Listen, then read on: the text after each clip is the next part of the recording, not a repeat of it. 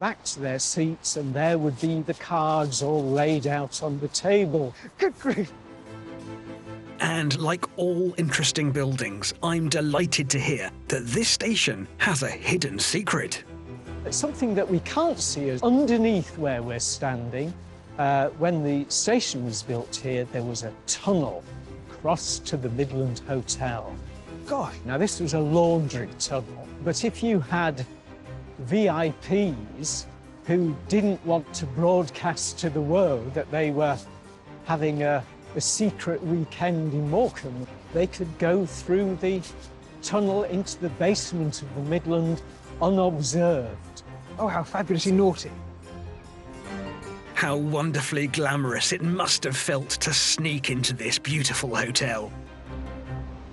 And how was it received at the time? Did everyone like the hotel?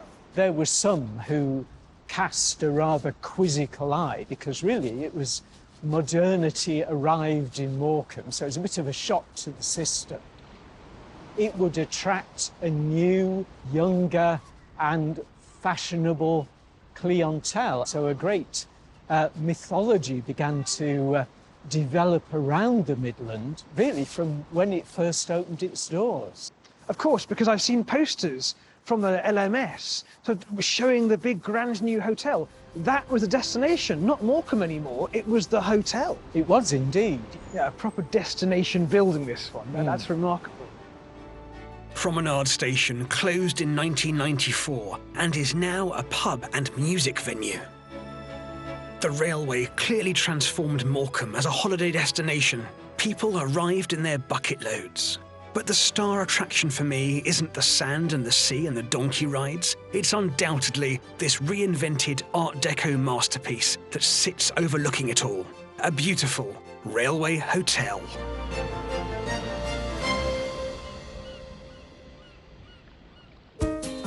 Next time, I get a sneak peek inside a remarkable ruin of a station. Wow, this is extraordinary. Isn't it? Isn't it just? This doesn't exist anywhere else. And we take a trip to Sweden for a stunning example of minimalist Scandi style.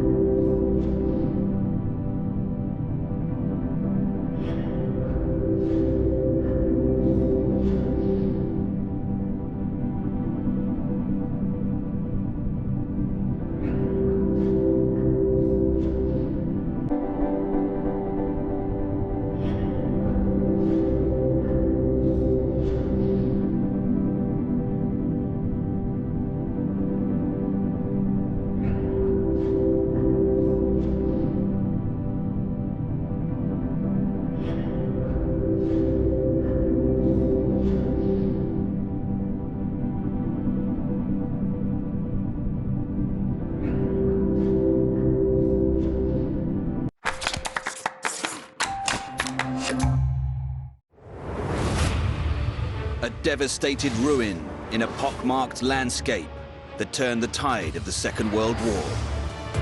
Many believe this was a suicide mission. An extraordinary tall building which became known as the Tower of Death. Ever since man has been building things, there's always been a contest to see who can build the highest. A concrete structure stranded at sea that came to a gruesome end. It's creepy. There was really no escape. This is a tomb. And a heavy metal monster in a remote field in northern England. It's got an almost primitive animalistic quality, like some kind of extinct dinosaur. Once, they were some of the most advanced structures and facilities on the planet, at the cutting edge of design and construction. Today, they stand abandoned, contaminated, and sometimes deadly. But who built them and how? And why were they abandoned?